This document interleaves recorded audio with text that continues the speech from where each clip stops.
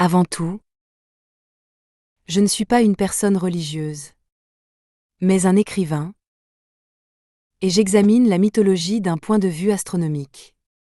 Enfant, j'empruntais un dictionnaire et je lisais les noms et les descriptions des dieux, laissant libre cours à mon imagination. Pourtant, pour une raison ou une autre, j'ai toujours eu l'impression que les mythes de ma ville natale manquaient d'une dimension locale.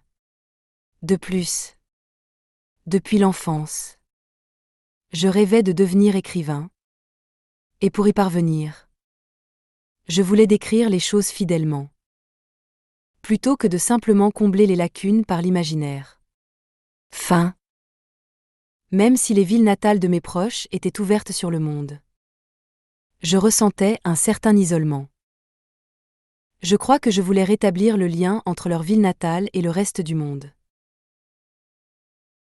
Je suis toujours attirée par les histoires d'amour pur.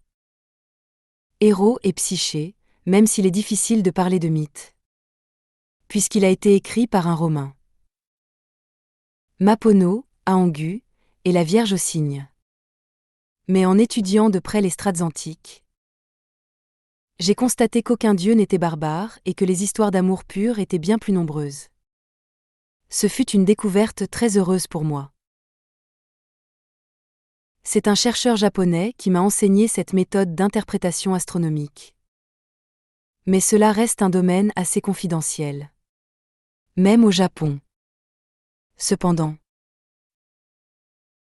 la cohérence des symboles et des apparences est maximale lorsqu'on considère leur origine. Il faut donc d'abord se demander si le rôle, la saison et le symbolisme du dieu correspondent à l'astronomie. Par exemple, en tenant compte de tous ces éléments, je pense que le dieu nordique Thor serait parfaitement associé à la constellation du Sagittaire, mais j'en parlerai dans un autre article. L'intuition ne va pas sans connaissance. Donc je dirais que c'est une intuition fondée sur la connaissance et la logique.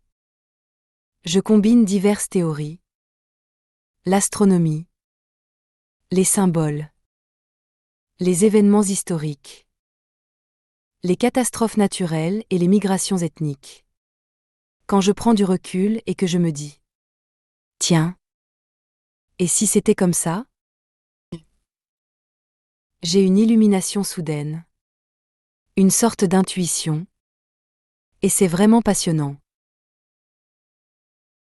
C'est quelque chose qui se passe en moi, n'est-ce pas?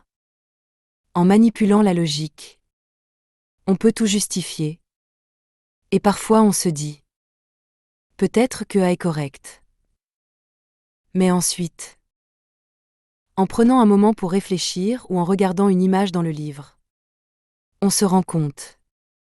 A, c'est B. À partir de là, on commence progressivement à comparer les réponses comme pour résoudre un puzzle. Mais quand quelque chose semble étrange, on ressent une sensation de serrement dans la poitrine. Je ne suis pas un homme de l'Antiquité et je ne fais que rassembler des fragments d'informations. Il est donc naturel de garder à l'esprit la possibilité que mes conclusions soient erronées. Cependant, je crois qu'observer les astres dans le respect des anciens et en adoptant leur perspective est l'approche la plus cohérente et nous permet de mieux comprendre la mythologie antique. Ainsi, en utilisant ces données comme matériaux de recherche et en admettant que cette perspective est également possible, je crois que nous pouvons nous rapprocher de la vérité. L'erreur de penser que j'ai toujours raison. Je ne le ferai jamais. Mais personnaliser ou glorifier à l'excès les dieux locaux est un problème. Plutôt qu'une réponse, c'est le fruit de mes spéculations. Mais je ne peux pas dire que ce soit la réponse exacte au mythe. C'est une histoire née de ma propre interprétation.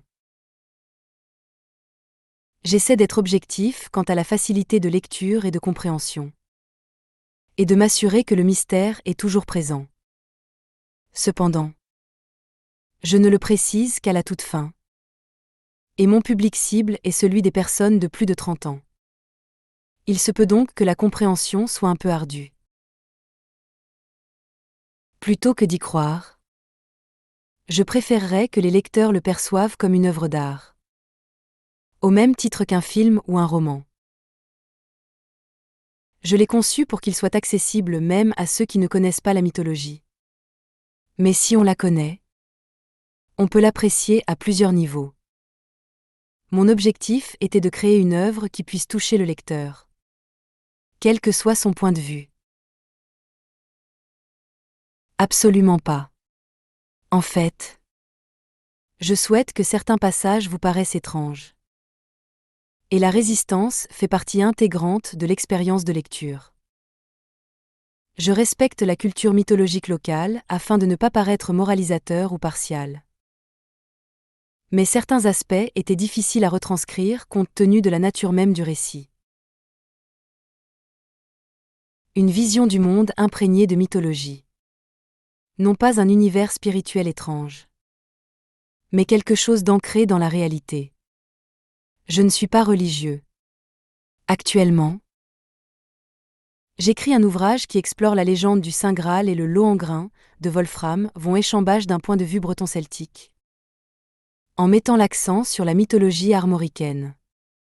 Bien sûr, vous n'avez pas besoin de connaître les détails de cet ouvrage. J'espère que vous l'apprécierez comme un divertissement fantastique et mythologique. Je n'ai pas de réponse, mais je peux offrir un point de vue. Je crois que la réponse absolue ne réside pas en moi, mais en chacun d'entre vous.